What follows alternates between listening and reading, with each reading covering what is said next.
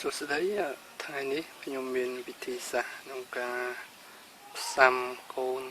ក្រូចតាមរបៀបថ្មីមួយដោយវិធីសាស្ត្រហ្នឹងងាយទេប៉ុន្តែថ្មីហើយសម្ភារៈដែលត្រូវធ្វើរួមមានដីនេះគឺជាដីដែលរបាយខ្សាច់លាយជាមួយនឹងផេះកាមហើយដោយដាក់ទឹកឲ្យមានសំណើមមិនសើមខ្លាំងពេកទេហើយមិនចាំបាច់ដាក់ជីលីមួកសត្វចូលទេបើយល់ល្អត្រូវយកដីមុកឬក៏ដីដែលមានជាតិពុកផុយដោយស្លឹកឈើស្លឹកអីនៅក្រោមដើមឈើក៏បានដែរឬក៏យកដីលាយជាមួយផែនកាមនេះតែម្ដងដោយលាយ50បានន័យថាដីពាក់កណ្ដាលផែនកាមពាក់កណ្ដាលហើយទី2គឺត្រូវមានកំប៉ុងផ្លាស្ទិកនេះដែលគេសម្រាប់ច្រក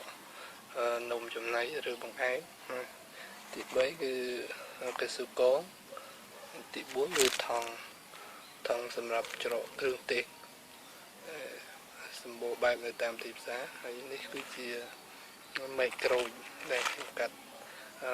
ចេញពីដើមក្រូចហើយតទៅនេះខ្ញុំនឹងបង្ហាញពីរបៀបធ្វើតែម្ដងសូមតាមដានទស្សនាទាំងអស់គ្នា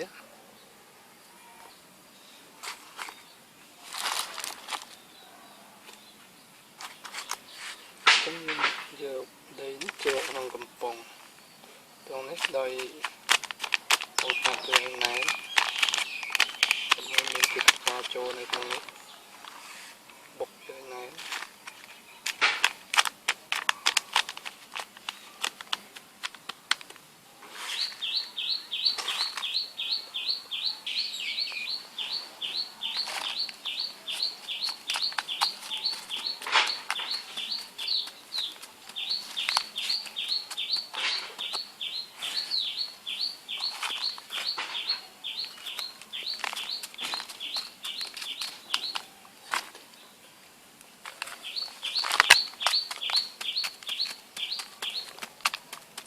ទៅហាប់ដីនឹងហាប់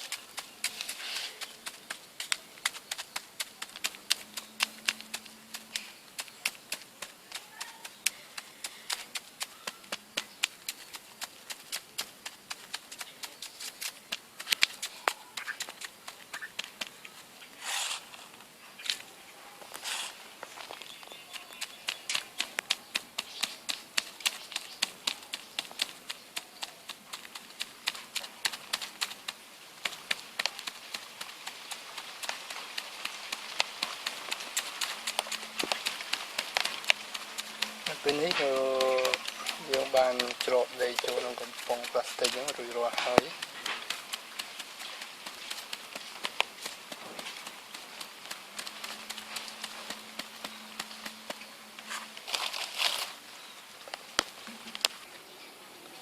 បាទឥឡូវយើងត្រូវយកមែកក្រូចដែលយើងកាត់ចេញពីដើមវាបានហើយ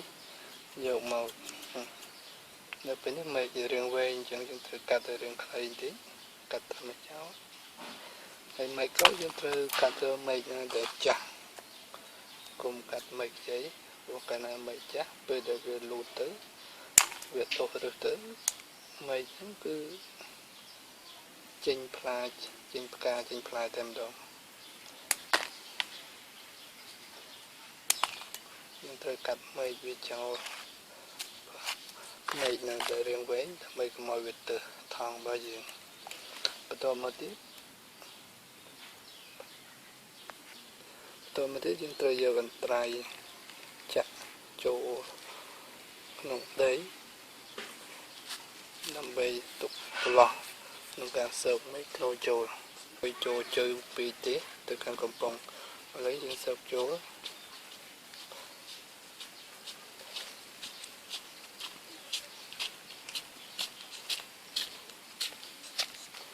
តោះមកយើងត្រូវ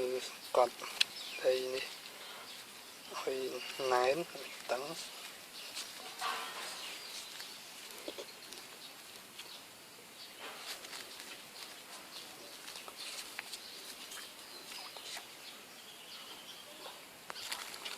បន្ទាប់ពីយើងបានដាក់មីក្រូចូលនៅក្នុងដីដែលបានច្រកក្នុងកំប៉ុងរួចហើយយើងត្រូវយកថង់នេះថង់ប្លាស្ទិកនេះយកមកដាក់គ្របលើមីក្រូចឹងរួចហើយមកដាក់សើបចូលទៅនឹងមាត់កំប៉ុងប្លាស្ទិកនេះខ្ញុំធ្វើបែបនេះ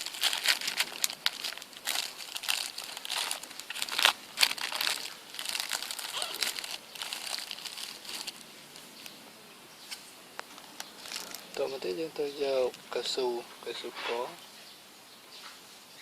កយកមករឹបមាត់ថង់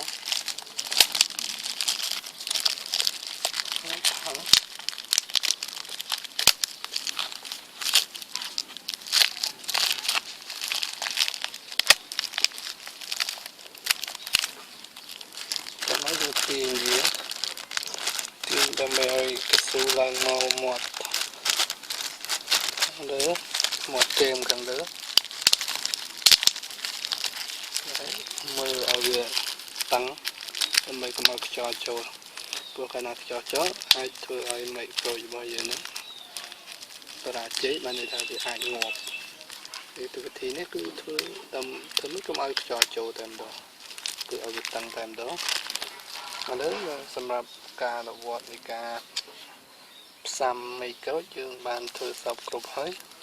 អញ្ចឹងខ្ញុំប្រាប់លក្ខខណ្ឌមួយចំនួនទៀតដែលត្រូវថែទាំក្នុងដំណាក់កាល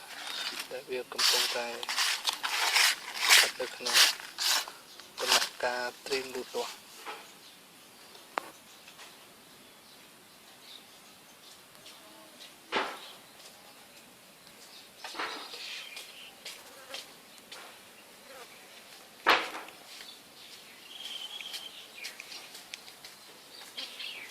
អនុវត្តធ្វើរួចរាល់ចប់គ្រប់តាមលំដាប់លំដោយរួចហើយយើងត្រូវយកមីក្រូចដែលយើងបានផ្សាំនឹងរួចហើយយកទៅទុកកន្លែងក្រោមដើមឈើឬកន្លែងណាដែលកុំឲ្យប៉ះនឹងកម្ដៅថ្ងៃខ្លាំងពេកព្រោះកាលណាប៉ះនឹងកម្ដៅខ្លាំងអាចធ្វើឲ្យមីក្រូចហ្នឹងអាចស្លោកដែលធ្វើឲ្យមីហ្នឹងមិនអាចលូតលាស់បានចឹងក្នុងរយៈពេលប្រហែលជា25ថ្ងៃឬទៅ30ថ្ងៃមីក្រូចហ្នឹងនឹងចាប់ឫសទូអ្នកអាចឃើញឫសរបស់វាដុះចេញមកតាមនេះតាមកំប៉ុងប្លាស្ទិកហ្នឹងមើលឃើញឫសរបស់វាតែម្ដងឫសប៉ុន្តែនៅពេលដែលឃើញឫសរបស់វាតែដុះលូតលាស់មកយើងមិនអាចស្រាយថង់នឹងចេញបានទេទោះត្រាតតែឃើញឫសរបស់វាចេញជ្រើសហើយពណ៌បៃតងនេះថាឫសរបស់វាចាស់នៅពេលដែលឃើញឫសវាដុះច្រើនពេញកំប៉ុងហ្នឹងហើយចាំយើងស្រាយថង់ចេញហើយវិធីនេះយើងមិនចាំបាច់ទៅស្រោចទឹកស្រោចអីថែទាំទេគឺនៅចាំមើលតែឃើញវាដុះឫសចេញមកបានន័យថាការអនុវត្តរបស់យើងគឺជោគជ័យហើយខ្ញុំធ្លាប់អនុវត្តបានជោគជ័យហើយនៅពេលដែលឃើញឫសរបស់វាដុះច្រើនហើយយើងត្រូវស្រាយថង់ចេញតែត្រូវប្រយ័ត្នឧស្សាហ៍មើលកៅស៊ូនេះកៅស៊ូរឹតនេះជួនកាលយើងទុករយៈពេលចាប់ 4-10 ថ្ងៃអញ្ចឹងទៅត្រូវបរិយាកាសនឹងធ្វើកៅស៊ូនឹងដាច់ដែលធ្វើឲ្យខ្យល់ចូលក្នុងស្បោងអញ្ចឹងយើងត្រូវមើលបើសិនវាកៅស៊ូវាអាចធូរឬយើងថែមកៅស៊ូទៀតថែមកៅស៊ូរឹតឲ្យវាតឹងអញ្ចឹងនៅពេលដែលឃើញឫសរបស់វាដុះច្រើនហើយយើងត្រូវស្រាយថង់ប្លាស្ទិកចេញបានន័យថាមែករបស់ ក្រូចរបស់យើងនេះគឺចាប់ដើមដុះឬហើយវានឹងដុះចេញជាត្រួយឬក៏ចេញតែជាផ្កាតែម្ដងហើយពេលនោះយើងមិនអាចយកវាទៅដាំតែម្ដងបានទេគឺយើងត្រូវយកវាទៅដាក់ក្នុងដកចេញពីកំប៉ុងជ័រនេះរួចហើយយកទៅផ្សាំចូលទៅនឹងស្បោងឲ្យធំជាងនឹងបន្តិចមកយើងអាចដេរដីនេះដល់ខ្លួនឯងឬក៏ទិញស្បោងពីទីផ្សារស្បោងពណ៌ខ្មៅដែលគេសម្រាប់បណ្ដុះកូនឈើនោះក៏បានដែរដើម្បីឲ្យរសរបស់វាចាប់ឬឲ្យខ្លាំងចាំយើងយកទៅដាំនៅកន្លែងដែលយើងចង់ដាំបាទអញ្ចឹងការបង្ហាញរបស់ខ្ញុំគឺចប់ហើយសូមយកទៅអនុវត្តទាំងអស់គ្នាសម្រាប់ជីវិតប្រចាំថ្ងៃរបស់យើងសម្រាប់ជាបទពិសោធន៍សម្រាប់យើង